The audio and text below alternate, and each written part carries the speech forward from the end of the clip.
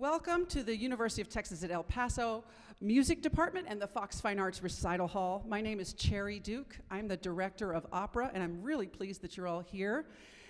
We're here today because Opera UTEP's spring project is an opera about Aesop's fables, and that sparked a discussion.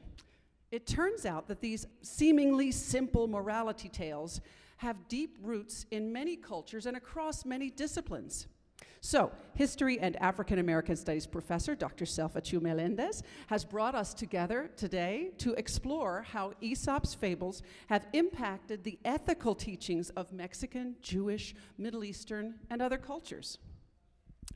First, we're going to hear 4 short excerpts from the opera, The Fox and the Cookie, featuring Opera UTEP students and Dr. Ezekiel Meza Jr. at the piano. After those 4 short selections, we'll have a bit more music. Dr. Larry Lesser from the math department is going to share one of his original songs that mirrors both fables and Jewish teachings. After the music, Dr. Chew will introduce each of our panelists, who will each give a brief presentation. You can learn more about our panelists on the second page of your program. And if you didn't receive a paper program, please use your smartphone to scan this QR code for a digital copy. After the presentations, we'll take time for questions and some discussion, so please be thinking of your questions as we go along. And now, Aesop's Fables, as they're told in Maria Thompson Corley's new opera for children, The Fox and the Cookie. And I'll invite my singers to the stage and my pianist. Let's have a big hand for Dr. Ezekiel Meza, our class pianist and vocal coach. For our ticketed performances next Monday and Tuesday on March 27th and 28th, we're going to have 2 completely different casts of student singers. So today, you'll see the Fox and Jordan played by 2 different students at different times in our presentation. You'll hear Grandma and Grandpa telling their grandchild, Jordan, some of Aesop's fables, which Jordan is hearing for the very first time. The images you're going to see with our super titles were created by the visual storytelling class of one of our panelists, Professor Alireza Vaziri, who is, I already said he's one of our panelists. And finally, I want to thank UTEP alumnus Antonio Mota for creating these super titles, and to UTEP student Andrea Zubiate Tirado, who created the Spanish translations as part of her senior project for a minor in translation. Let us begin.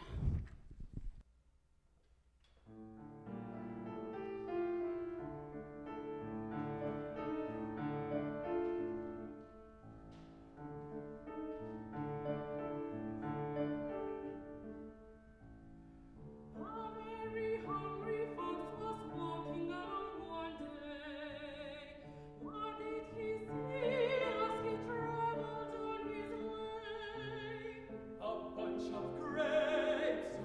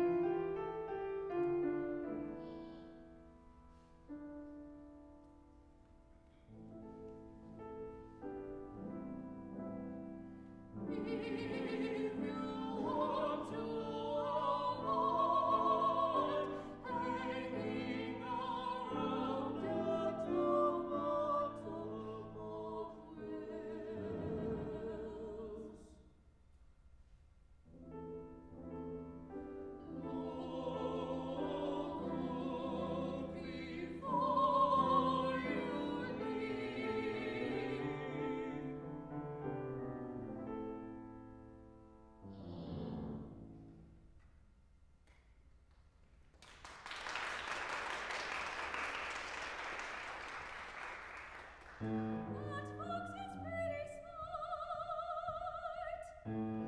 not very nice.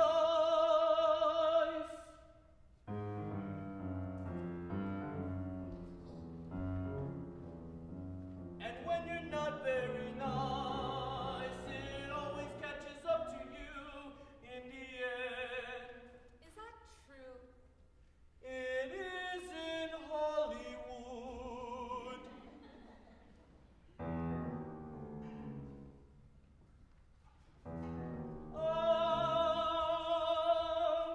Here's one with the right kind of ending. The fox pranked the store 'cause he thought she looked strange. Come dine with me, he said. The smile attacked the rage. The fox learned soup from the shallow bowls he used when the storm could barely wet her beak. The fox was amused.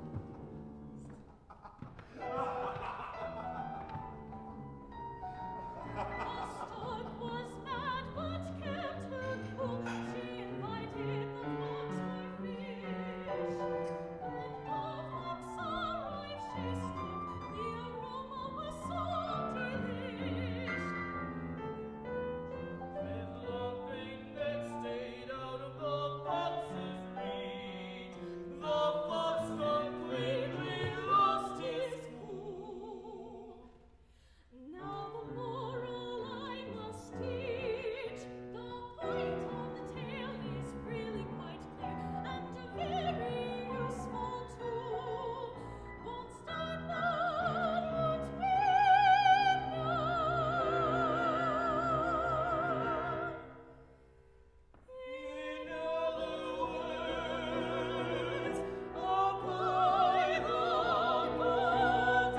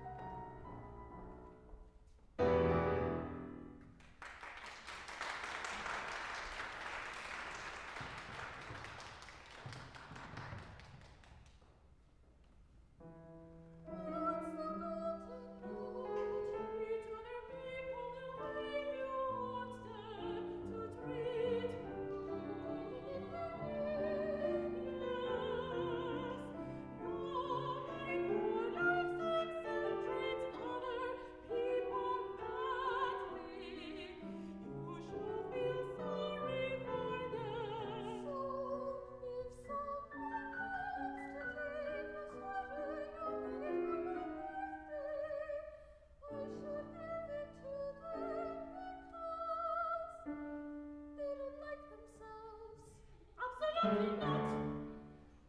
But you can try to remember that they wouldn't try to take it if they didn't have issues.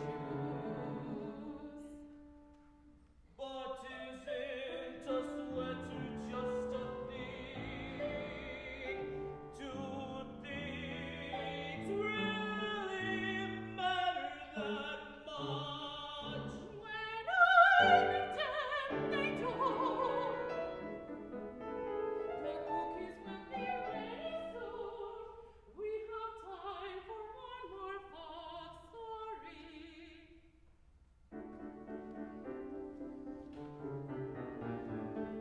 The fox was strolling through the wood.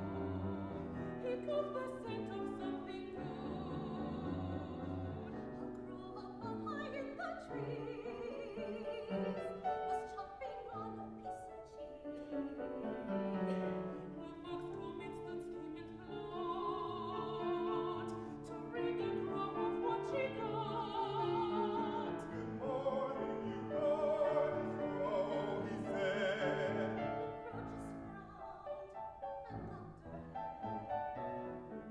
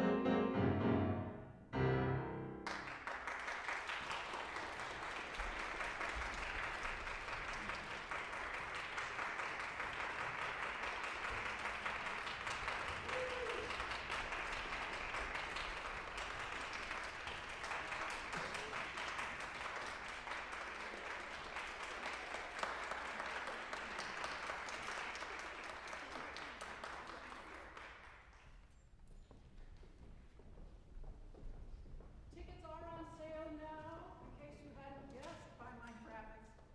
Okay.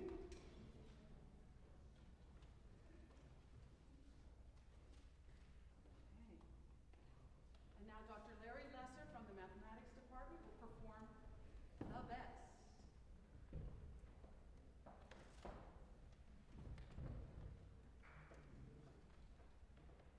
So you got a thing for me to plug in? So, see if I can stand up.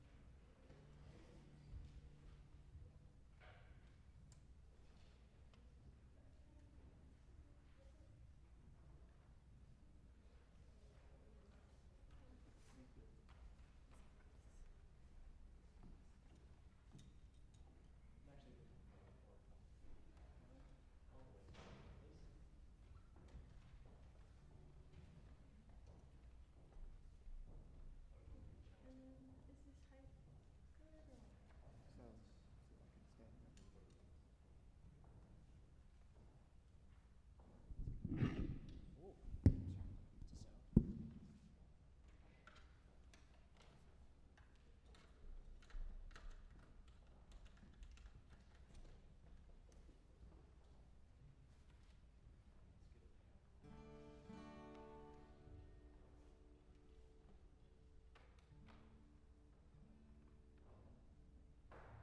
That was a tough act to follow. That was pretty amazing.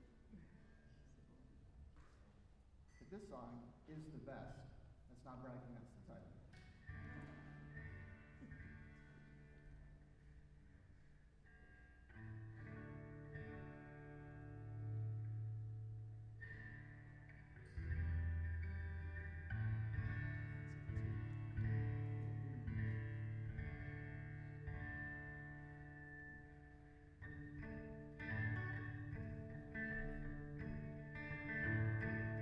He ride his donkey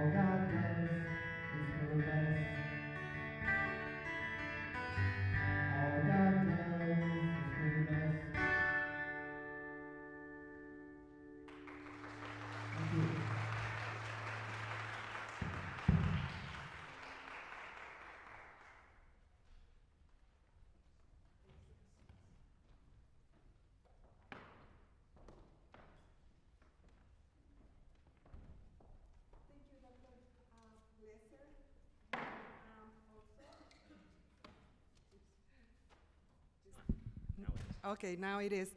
Okay, once again, thank you. Thanks to the Opera UTEP, to the amazing Professor Cherry Duke, who is an inspiration in all realms of her professional life. So please, I'm inviting you to give her an applause.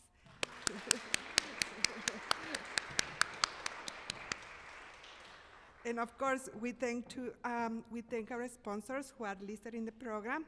And now I would like to read the College of Liberal Arts Indigenous Land and Acknowledgement Statement in a very abbreviated form. We acknowledge that we are meeting on unceded indigenous land. We recognize and pay our respects to the indigenous people with long ties to the immediate region and the nations whose territories include present-day Texas and the peoples of Chihuahua and northern Mexico, from whom many of our students descend, such as the Raramuri, Tepehuan, Wixárika, and Ahuatlaca peoples.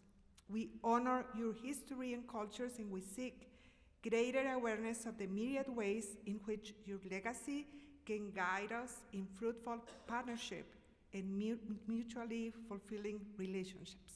So, thank you. Okay, so why are we here? The visit of Dr. Maria Thompson Corley inspired us to celebrate the world's premiere of her children's opera, The Fox and the Cookie, through our other events. So we are very privileged to actually enjoy the world's premiere today at this moment, I would say, right? A small part, yes, of course, but still we are making history here. So we are celebrating then our multicultural society and a history of diversity through the work of Dr. Thompson Corley. And out of that initiative is that we are inviting reflections on how ingrained other cultures are in our lives, in the way we learn, the way we think, and the way we create art. What do we know about Aesop or Aesop? He was born in the 6th century before this era in Greece, but the stories that have been attributed to him are probably not all of his authorship. We know that many of these fables or stories are from other cultures, and we also know that we have enjoyed at least some of them in our childhood because they have been distributed in a very ample way throughout the world. So we can imagine that every person telling a fable was also part or has been part of this literary creative process, as every time it was shared, the teller changed the characters, the rhythm, or the setting. So whether used to teach ethics to the youth or to make a point in the political arena, fables are still art objects who can be used as a reflection item which can critique and transform our society. Fables attributed to Aesop present us with the opportunity to ask questions beyond the surface or to create our own useful, transformative stories and our own interpretations of what is worth learning or needs to be unlearned, what is ethic, right, and just. So I'm very pleased to, in that vein, introduce our first panelist. Dr. Maria Cristina Morales' research examines how Latinx ethnicity interlocks with multiple statuses and social institutions, particularly along the Mexico-US border. She employs both quantitative and qualitative methodological approaches, and she strives for her research to be reflexive and theory-driven. She co-authored the book Latinos in the United States, Diversity and Change, and has a long, long list of contributions to various fields, but she is very modest, and now I'm going to give her the microphone so she can present. Thank you. Oh, okay, aquí está.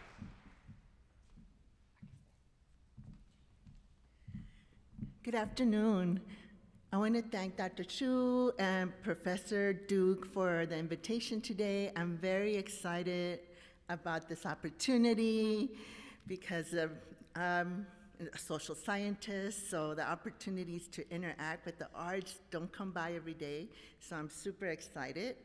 And I am especially very honored to be on the stage or have to share the stage periods to me with the UTEP Opera, who was fantastic, and I'm looking forward to seeing The Fox and the Cookie, and also Dr. Mesa and Dr. Leeser. I really enjoyed your music and your song. So it's quite a pleasure to be here, and I'm gonna do a 180 because I'm a sociologist and I don't have an artistic talent, I'm sorry to tell you all. But I do want to talk a little bit about Aesop's fables. And this is just to provide a glimpse about how arts and the cultures kind of come together to inform who we are, how we interact with other people, and even how we interact with our institutions. Okay.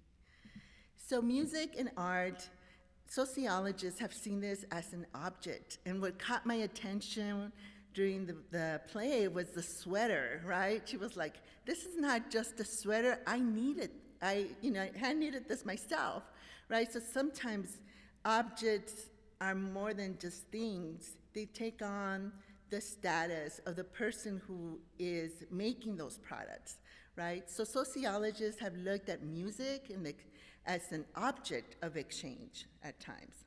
But then we get into this position about what is music, right? Who determines what music and non-music is? You know, where are those lines drawn and who makes those determinations? So this is not the most popular way of how social sciences look at music. But another way of looking at it is as an activity.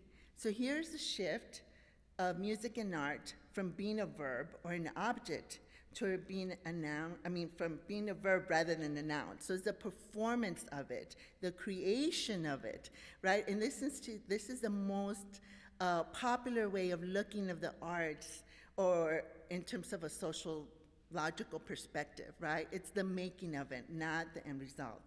And then if we look at it in that way, it's almost always becoming and creating itself, right? It almost never really quite achieves that objectivity, right? We see the way the performers, they interact with each other.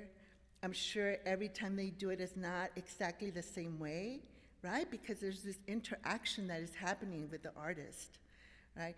And that's what the making, right? The making of music, the making of art, right? And so social sciences have also seen that, right? That it's in a lot of ways of popular perceptions of society being socially constructed, meaning we determine how the meaning of things, the meaning of groups of people, the meaning of even objects. Music and the arts are really at the height of seeing that, right? Because they're constantly in motion and making of itself. So another way that social sciences have looked at arts and music is the social symbolic interaction perspective, right? So music and art entails cognitive and social skills to understand, but also to perform it, right? What is the relationship between the chords and the individual notes, right, Dr. Leeser? And identification with the characters, right? How did the young girl identify with the fox, right? And it also entails social skills, right? So what is the etiquette in a performance, right? I'm sure that there is practices, right, which Professor Duke would know better than I would, right? But there's an etiquette involved too. It's not just the skill of your vocal cords, but it's also like, what if somebody, I don't know, messes up? What do you do? How do you overcome that? Or what if somebody decides to go in a different artistic direction? And how do you react to that, right? So there's a constant interaction, even in the small spaces of silence, right? Silence, such as when a soloist performs, there's a silence, and then how does the next person come in? And then, of course, there's the mastery of artistic expression, right? We hear this a lot that, we don't do this by ourselves. You need a social group, a social network around you, right? So the mastery of music and of arts is also shaped by the larger context in terms of familiar support, mentorship, social connections among the musicians, and even the changing landscape of performance opportunities. All of that have social implications in shaping, what art is. Okay, so now turning to the star of the show, Aesop's Fables. So Aesop's Fables, I'm sure a lot of you probably remembering some of the ones that you heard when you were growing up, but they usually involved animals, and as Dr. Shu was saying, when it involves having some sort of clear moral message, right? But as a sociologist, I always ask my students this question: is there a universal norm that binds all of humanity together? What do y'all think? I mean, it's really, really difficult to come up with a response because we are diverse and we come from different cultures and different time periods at that, right? So we could go into a whole discussion about what morality really is, or whose morality is really being converted in the fables. But yet, despite that complexity, Aesop's fables have been adapted globally across many cultures and time periods. So how do we share, how is it that we're able to have this commonality in sharing what we're supposed to get from these stories? Right? I also wonder if the way we're interpreting the fables is the same way that Aesop intended them to be, right? A lot of times a musician will compose some lyrics and it has a meaning to that musician that might be completely different for how it's received from the audience perspective and the meaning that they get from it. Okay. So I'm going to turn very quickly to a very familiar tale. Am I okay on time?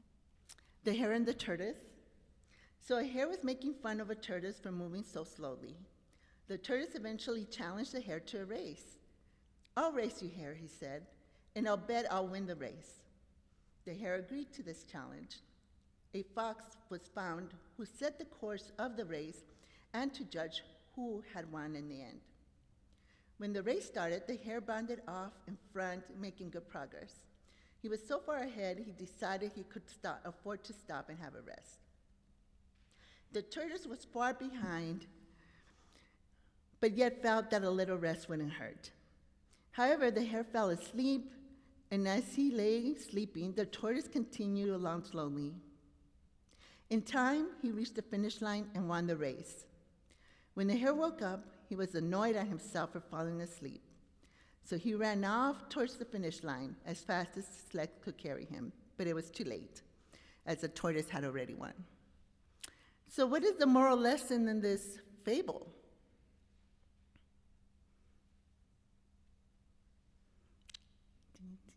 Well, a common analysis of this is that slow and steady wins the race, right? That seems to be one of the common understandings of the fable.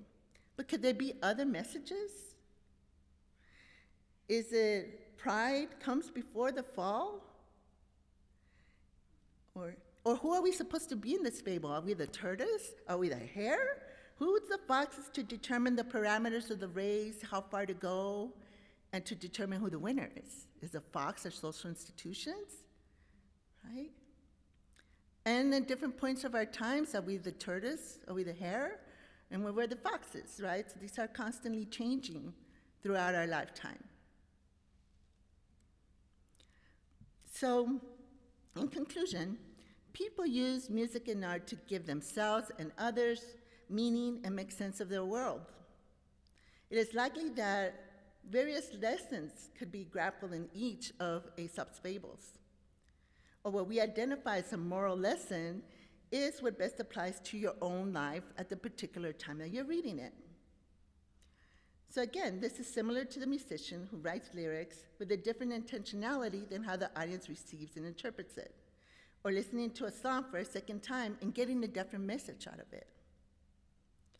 Or perhaps the biggest moral lesson that we are to get from Aesop's fables is that we all have more in common than we think we do.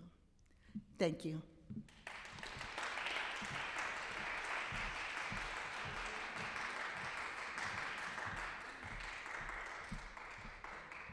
Thank you, Dr. Morales, for this provocative presentation. I really enjoyed it, and I hope you did too, and you will have questions for our question and answer session. So now I would like to welcome Professor Alireza Vaziri, who is a creative director and design educator. He is a member of the American Institute of Graphic Arts and has been an assistant professor of graphic design at the University of Texas at El Paso since 2021. He earned his MFA in design from the University of California, Davis, and his BFA in design from the Tehran University of Art. He has received some prestigious design awards, and his work has been featured in numerous websites, exhibitions, and museums around the world. So let's welcome Professor Vaziri. Thank you.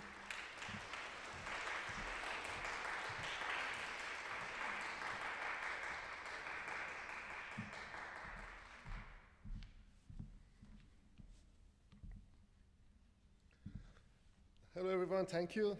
Thank you so much, and I appreciate. Okay.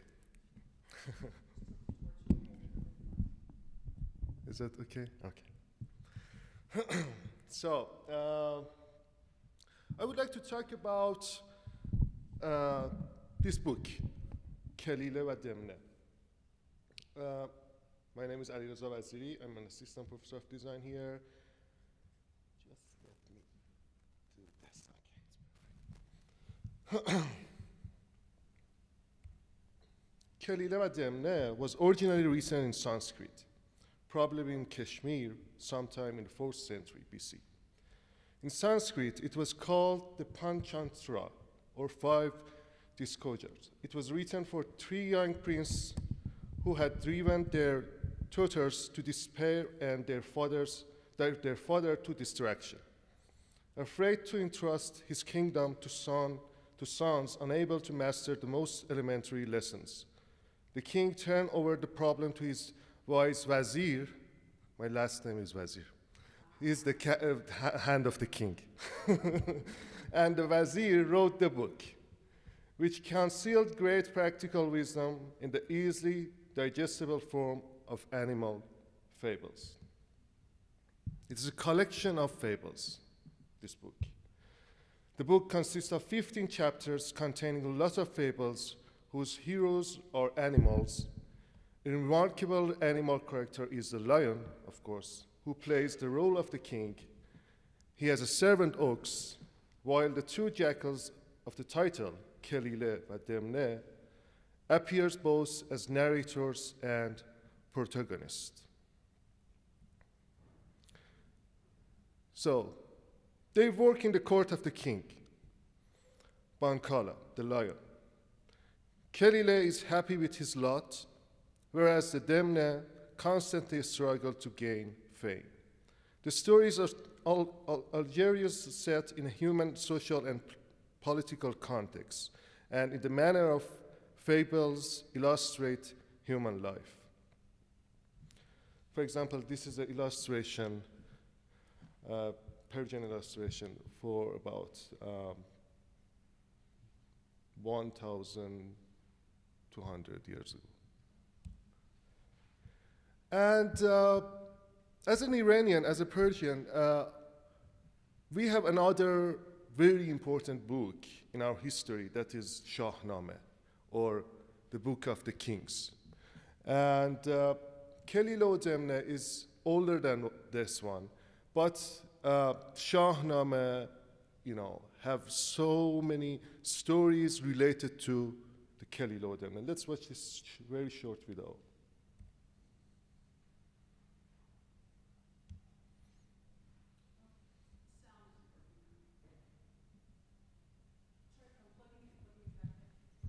This one?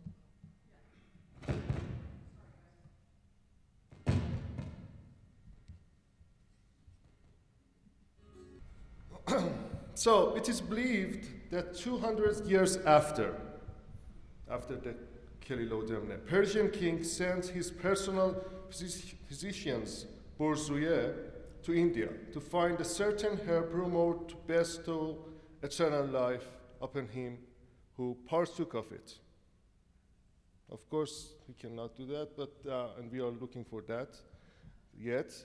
So Ferdowsi's Shahnameh states that during the reign of Anushiravan, the name of the Persian king, Borzuye went to India in search of that medicine, but he failed to do so. Upon visiting India, Borzuye became aware of the existence of a valuable book in the court of the king. The king of India only allowed him to read it, so Borzuye memorized it and sent it separately to the court of Anushiravan, which was collected by Buzurgmer, his wazir. In recognition of Borzuye's effort, his name appears at the beginning of that book. The book is mentioned again by Ferdowsi in Shahnameh, when Khosrow Parviz, another king of the Persian at that time, Khosrow Parviz's spies informed him that Bahram Chubin, a military genius from the Mehran house, always reads Kelile Demne. Khosrow Parviz gets sad about this and says that the stories in this book are the best advisors. No one knows better than this consultant. For example, here you can see an illustration from the book of Kelilo Demne of the tale of the owl and the raven in the lands of Sham, today's Syria, dated about 1300 AD. Ravens are sign of light and day, symbolizing a contrast between good and evil.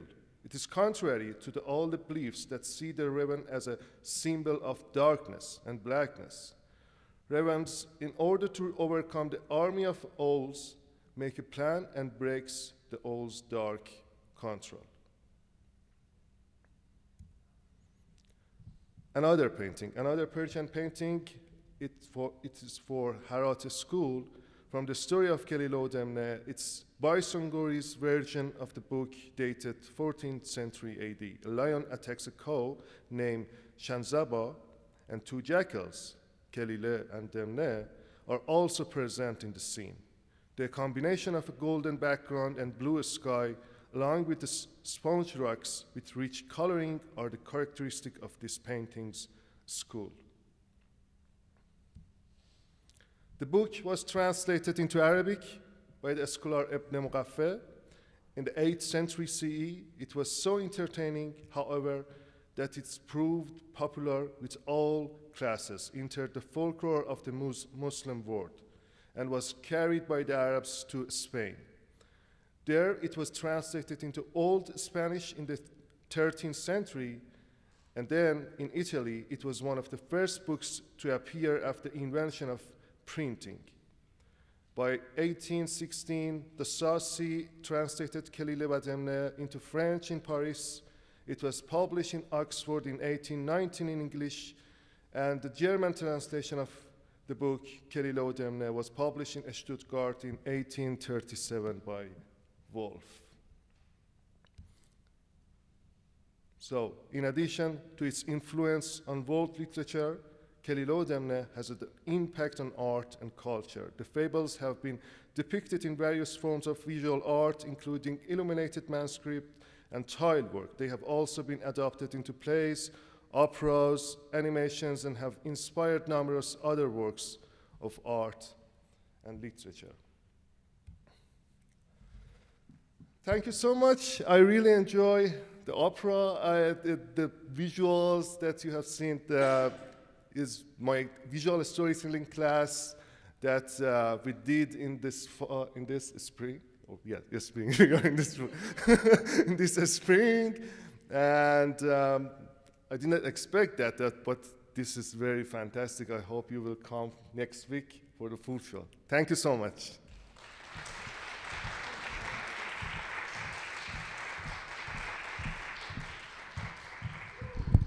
Thank you, Professor Vaziri, again. And now, Dr. Larry Lesser is a UTEP Distinguished Teaching Professor in UTEP's Department of Mathematical Science, a long-time supporting faculty member of the UTEP Inter-American Jewish Studies Program, and a collaborator with Music Department faculty on multiple funded projects. He has developed a web page that showcases his papers and funded a speaker series connecting Judaism and math. In 2020, Professor Lesser released an award-winning album of his non-denominational, non-liturgical Jewish song. And you are gonna find all the information about the panelists in the program and also the link to the website. So let's welcome Dr.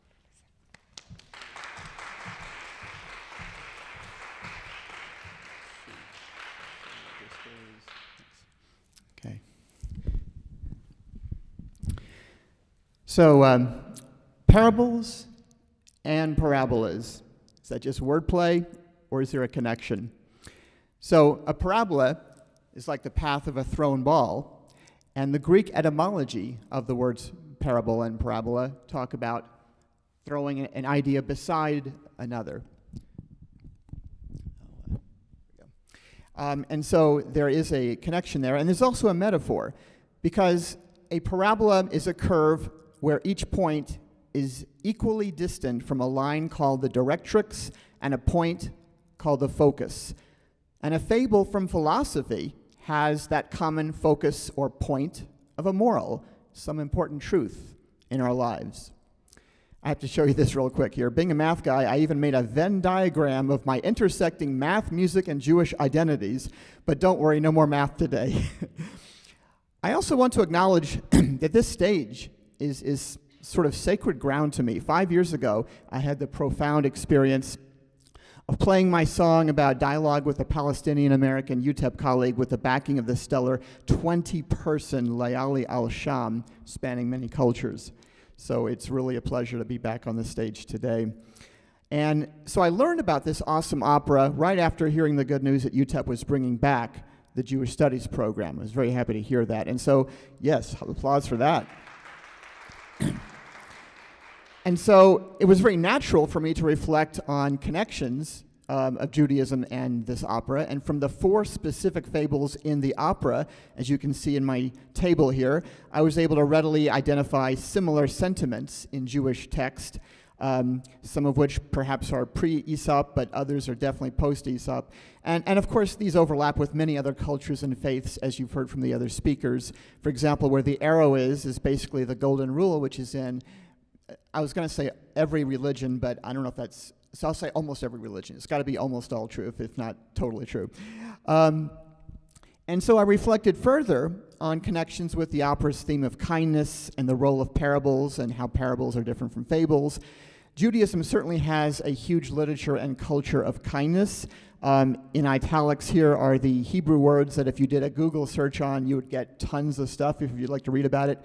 Chesed and Gemilut Chasadim would be how you would pronounce that. And there's also a big tradition of parables in Judaism. They're called mashal sometimes, as well as Midrash, where you have allegorical stories to communicate different things. But I had not thought before about how these parables in Judaism could have been influenced by the fables of Aesop. So thank you for giving me this excuse to look into that. So first I looked into the timing, and the timing is totally plausible because Aesop lived 6th century BCE, and apparently some of the fables he went around telling, he may not have been the one to write them. He might have been sharing some of them that had been written even before that. Whereas the Talmud was written down much later than that, around 200 and 500 in the Common Era. So quite a bit different. Now, I just used the word Talmud, so let me just give you a quick 1-minute crash course on words like that.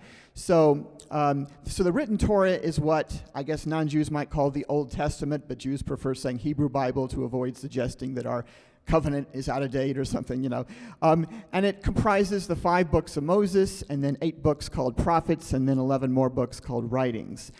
But there's also the oral Torah, which is what's called the Talmud, which is transmitted through the generations to be able to properly interpret and teach what is in the written Torah. But with the loss of the Second Temple, the fall of Jerusalem, and the threat from the Romans, it became clear that the oral Torah needed to get written down also to make sure it endured, and that happened around the year 200. And so the Mishnah is a commentary on the Torah, and like the Torah, it's written in Hebrew, and the Gemara is a later commentary on the Mishnah, and it's written some in Hebrew, but mostly in Aramaic. And then there's Midrash. I know it sounds like a Middle Eastern skin disease or something, but it refers to Agadah, the parables, mostly, or stories where you illustrate things with allegory and more figurative language. Okay, well, here's what a page of Talmud looks like, if you've ever been curious. And it's kind of like a prototype for hyperlinks, because you've got the core part in the middle of the Mishnah and the Gemara that I mentioned, but sandwiched around it in multiple layers, you've got commentary and then commentary on the commentaries and so on, because it's this sort of dialogue going among people throughout the centuries. And so it's really cool, as like Dr. Morales talked about, is there just one meaning? You can find just one moral or meaning of something. Well, a page of Talmud kind of blows it out of the water, because, in fact, there's a saying that Torah, there's 70 faces of Torah, that you actually, it's not only okay, that you expect to find multiple meanings. And even when things have to get resolved in a way just for practical reasons, the minority opinions are respectfully preserved and kept on the page also. So everyone remains on the same page, even if they disagreed. What a model for conflict resolution that would be in today's polarized times, Okay, so the parable that inspired the song that you heard me play is from Tractate Brachot. That word means blessings. And I actually studied that tractate here in El Paso in classes at Temple Mount Sinai, which is about 2 miles from where we're sitting. And so this is a translation of the parable. And so you basically know the storyline because you heard me sing it in the song. But one thing that really stuck out to me, my songwriter radar went off, because there's a line that's in there 3 times. So I'm thinking, wow, I could tell the story in 3 verses, because this sort of common refrain breaks it into 3 verses, or that common line could become the chorus. And, it was just asking, I don't know why no one else had thought to put this particular story into a song before me, but at least I grabbed it. So, and like a good fable, and I added a 4th verse of my own, you might have heard in the song, which is kind of like a form of Midrash, where I'm encountering myself in the story and applying it to my life. And like a good fable, the song does have a moral, namely that bad events can end up as blessings, which is perhaps a cosmic kindness, and also perhaps a caution for us to be a little slower to judge outcomes or appearances.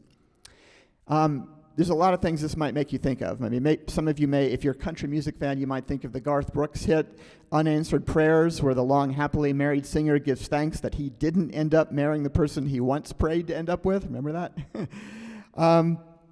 And perhaps the opening of the song with the no room at the inn made you think about Bethlehem. But we don't have to go all the way back to the Talmud or the Christian Bible for a no room at the inn story. Because if we just go back to this past Christmas weekend, when 47 people died as Buffalo was slammed with like 5 feet of snow in 5 days, and that Friday night, the snow was falling, the temperature was falling, the gas gauge needles of cars were falling, and a stranded motorist named Jay Whitney knocked on 10 doors, offering $500 just to be able to sleep on the floor for the night. He was turned away all 10 times. And so to save his life and 20 other stranded motorists, and 2 dogs it turned out, he broke into a neighborhood school that he happened upon. Now think about it. If just one of those 10 houses had let him in, he wouldn't have broken into the school and saved those lives. So it doesn't take a lot of imagination to bring these stories all the way up to the present, does it? But back to the Talmud. What blew me away was on the very next page from that story about Rabbi Akiva's travels was a parable told by Rabbi Akiva. Now it's clearly in the form of a fable because the characters are animals. You got the fox and the fish. It contains a moral lesson at the end, and even more specific, the bad guy is the fox, right? I guess I could read it real quick. Rabbi Akiva answered him, I will relate a parable. To what can this be compared? It is like a fox walking along a riverbank when he sees fish gathering and fleeing from place to place. The fox said to them, from what are you fleeing? They said to him, we are fleeing from the nets that people cast upon us. He said to them, do you wish to come up onto dry land and will reside together just as my ancestors resided with your ancestors? The fish said to the fox, you are the one of whom they say he is the cleverest of animals. You are not clever, you are a fool. If we are afraid in the water, our natural habitat which gives us life, then in a habitat that causes our death, all the more so. The moral is, so too we Jews, now that we sit and engage in Torah study, we fear the empire to this extent. If we proceed to sit idle from its study, as its abandonment is the habitat that causes our death, all the more so will we fear the empire. This page about Fable from the Jewish Virtual Library had many fascinating further examples, including noting several places in the Talmud that refer to fox fables, both as individual stories as well as a group of these stories. So it's absolutely clear the sages of the Talmud knew about and were influenced by Aesop's fables. The most famous collection of fox fables was written by Berchaya ben Natronai ha-Nakdan, a Jewish philosopher and biblical commentator who lived in France about 8 centuries ago. And perhaps what says it all is the translation of his collection that's for sale on Amazon. Check out the title, Fables of a Jewish Aesop. And this last comment I'll just make here, there's an interesting entry in the Jewish Encyclopedia that traces how Talmudic fables, or sayings that imply fables, connect with those from India and or Greece. Thank you all for having me on this panel. It's a lot of fun.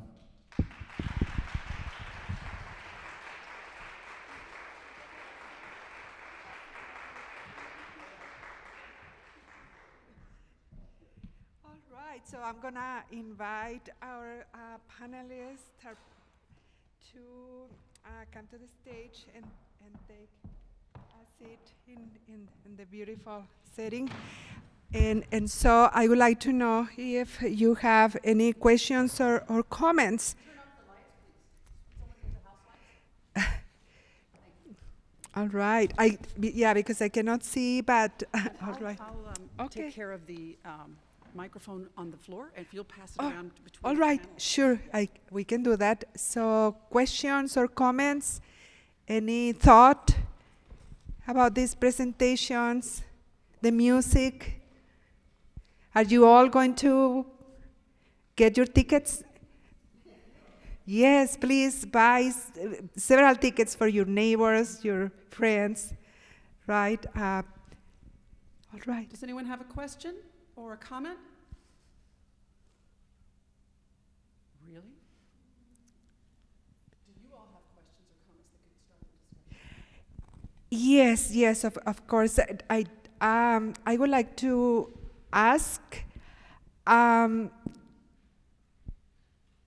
what do you think about the idea that Aesop is not actually a person that existed, right? That maybe it was a collective who actually created the fables and the stories. So would that change your perspective about the fables and the stories, their usefulness?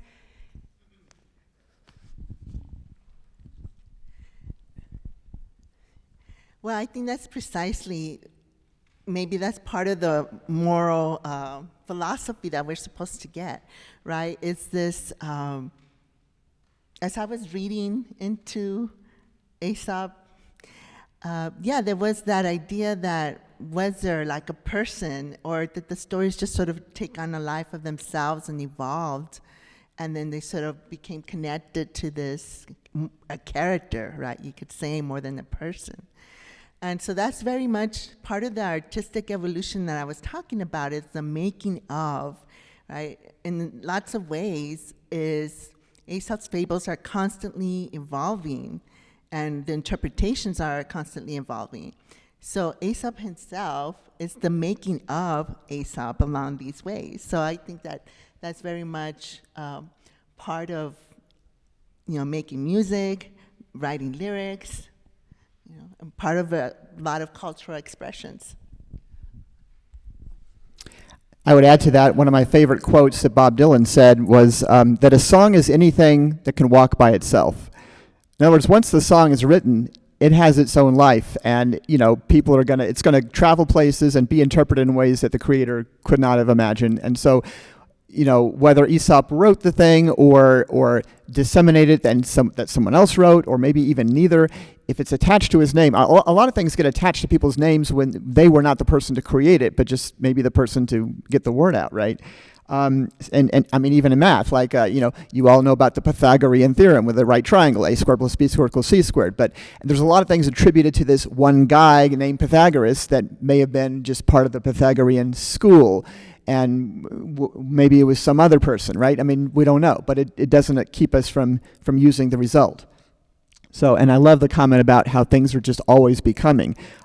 Just in a couple of brief meetings with Professor Duke, my songs have already kind of changed a little bit to visualize them in this setting. So I heartily second that, and thank you.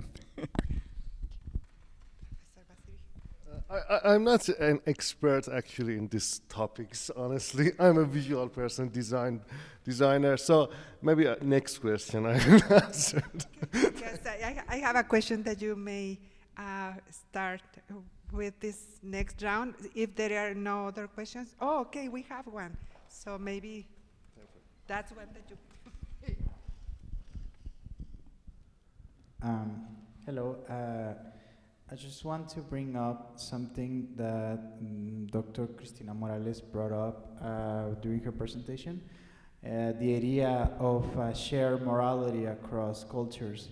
I just want to ask about what do you make of the fact that many cultures, namely Jewish, Persian, and West and European cultures, both get many of their values or their moral values from the same share of fables? Thank you for your question. I think that's excellent. It's the way that I've been thinking about this idea that you're bringing up.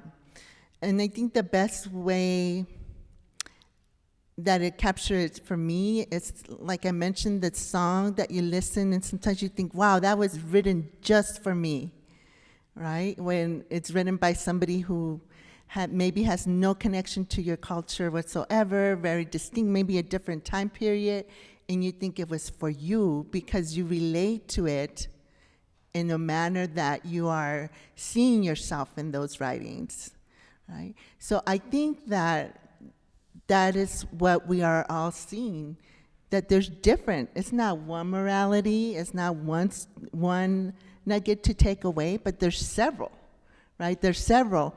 And so each culture or each individual person gets from it whatever they need at that particular moment. I think that's the conclusion that I came from it.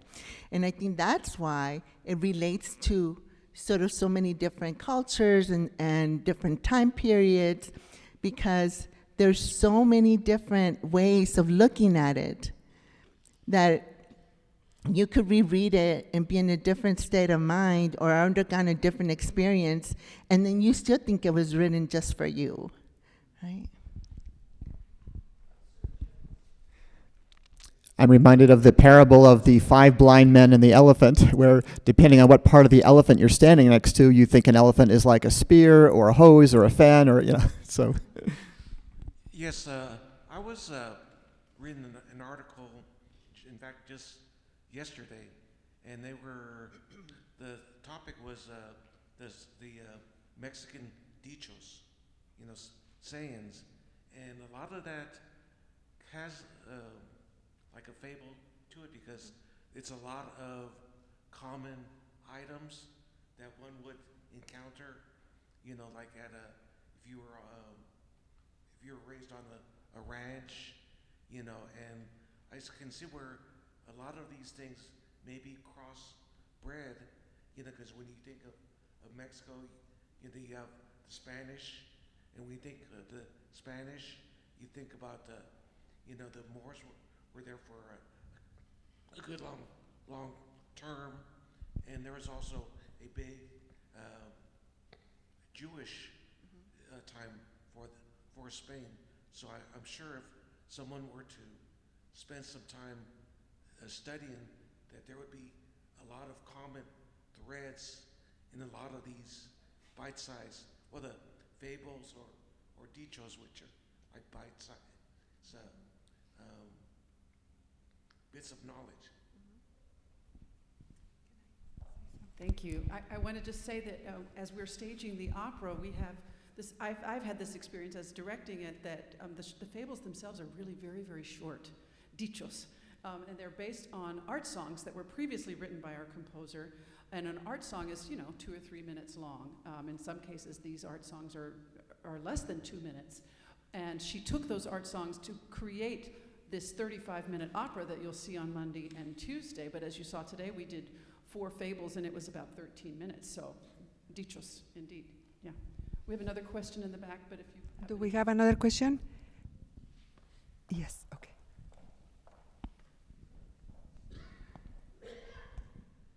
I'm finding, I have the question of, I'm trying to pick, there's kind of 2 parts to my question. So if I understand correctly, you've all come here with your panel discussions, or with your thoughts on today's opera, but this is the first time you're seeing that, correct?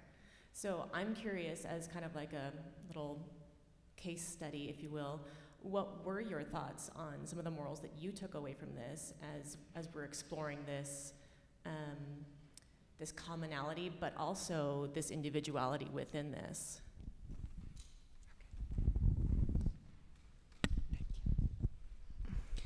That's a really good question. And for some reason, what stood out to me was the sweater. And it seems like it's a very small part of the whole,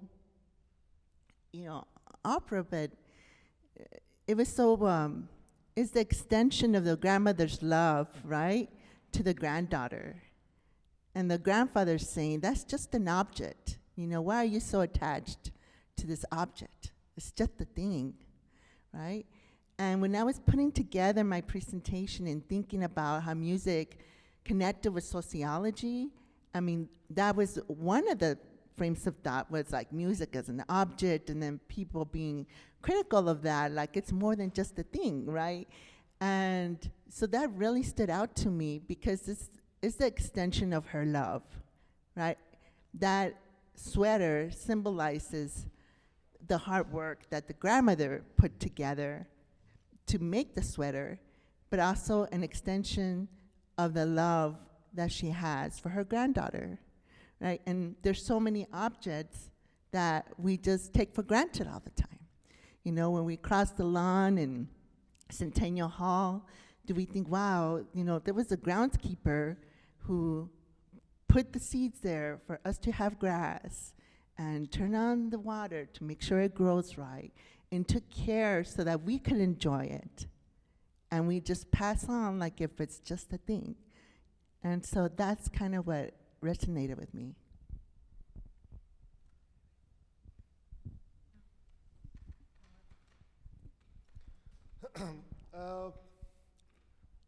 You know, I think I remember when I was child, I was fighting with my cousin, and my grandfather at that time told me, we had a very big house at his house, and he came to us and said, why you are fighting? And I said, actually he picked one of my things, toys. And he said, do you want to give it to him or just continue fighting? And I said, I don't know, but this is mine. I don't want to give that. So he said that exactly sentence that I see here, and treat everyone the way that you want treat you. You like to treat with you. So I remember that, you know, and always I'm telling this to my friends in my job, for example, to my wife. Sometimes these kind of simple things are really important in our life, you know, as a human. It doesn't different, you know, culture, your history, your background. It's for human, you know. And I like this, for example, these stories, and I have read them before that in Persian. And the things is, they are so simple, very simple. And they want to convey their message to everyone, all the classes. And this is the thing, this is a point, that they are so common in all these cultures. Because we can understand them. We don't need to, you know, learn for example, fundamentals of Jewish or Persian or Christian, all these things. We don't need to learn all of these things to understand, you know? We just need to be human. And all these things wants us to be a good human, you know? Well, I think these are the exact words, the perfect words to say goodbye today. Thank you. And hasta la próxima, ¿verdad? Gracias con todo mi corazón. Thanks a lot.